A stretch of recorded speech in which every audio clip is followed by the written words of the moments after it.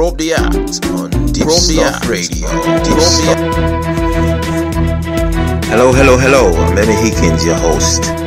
Welcome to Probe the Act, a show where we get to dig into the lives of the people behind the music you hear here on Deepstuff Radio, where the artist tells us a bit more about who they really are. Ooh, that sounds scary. That's my evil laugh, by the way, in case you're guessing. Thank you and welcome to the show. So welcome to Probe the Act on Deepstuff Radio with Emmy Hikins, and a lovely singer and a songwriter all the way from is it Washington in America? It is, yes. It's Vancouver, Washington. Yeah, Vancouver, Washington. All the way from Vancouver, Washington, Matt Boydston. That's me. Yeah, good to have you on our show today. Right. It was good to be here. I really enjoyed your music, you know. I actually listened to quite a lot of it. Oh wow. That's what you call proper music, you know. Thank you. I really did, yeah. So I was just curious, what got you started in music? Oh, my dad was a professional entertainer at Knott's Berry Farm, an amusement park down in Southern California. Yeah. And I just grew up with a house full of music. Wow. Lucky you. Yes, yeah.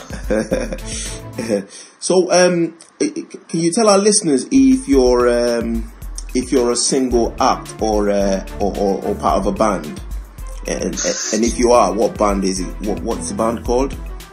Well, you know, I just perform under my name, Matt Boydston. Right. And when I do play on stage, I usually have a 7-piece band with me. Wow. They haven't named themselves yet because I go through. I usually hire professional musicians. Yes. So that I can bring a good show to the stage. Wow. And so there isn't a name tag to the band yet, but eventually when I get some people that want to, play all the time with me, then I will put it out to a vote and see if they want to name themselves. Yeah.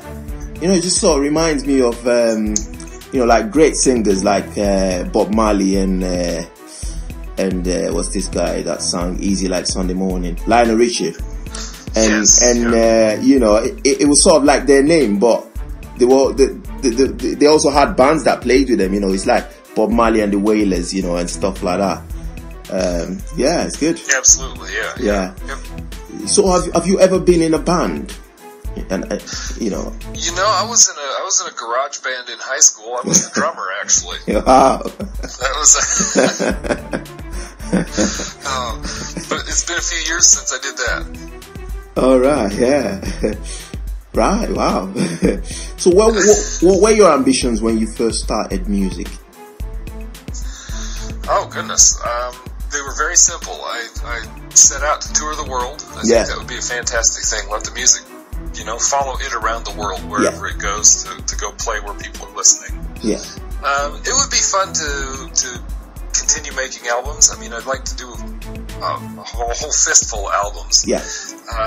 There are some, I don't know if they're strange. It'd be fun to have a gold record and win a Grammy and go play at Austin City Limits and things like that. But mostly I just want to get up in front of people and play. That's what I enjoy. It drives me. Well, I actually see it coming for your music, you know. It's great music. I love it. I'm a big fan, yeah. I really love it. Thanks. Yeah. So how do you explain your music to someone who's never heard you sing before? I would explain my music as maybe a Tom Petty, Lyle Lovett love child. Yeah. Because I cross the genres, and you're not supposed to tell people that, but it's the truth. The album, it has a little bit of several genres on it. So. Yeah. And I try to stay true to the roots of the genre that I'm in. If I'm playing rock, I play rock. If I play country, I play country. Today there has been a lot of interweaving of all the genres. Yeah. And I kind of, if I'm going to play a country song, I want to play a country song. If I want to play a metal song, I want to play a metal song. Wow. I mean, I find that in a lot of music these days, there seems to not be a defined genre anymore, It's like people just, do what they feel like doing, and which is great. I love that. Yeah. Oh, absolutely. Yeah, it brings a lot of creativity to the music world. It does, doesn't it? Yeah. Yes. Yeah. Yep.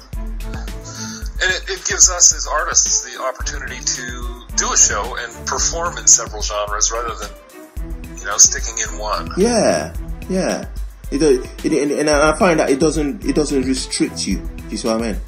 It doesn't. No. Yeah, it doesn't. Yeah. No, not at all. And the lines for the listening audience are different. I remember, it's not too many years ago when people listened to one genre. Yeah. And today people have really broadened their music appetite. Yeah. And that's a lot of fun. It's a lot of fun to be able to go do a concert, play some originals, and then play something by Tom Petty, and then turn around and play something by Garth Brooks, and have one audience enjoy all of it. That's true, yeah.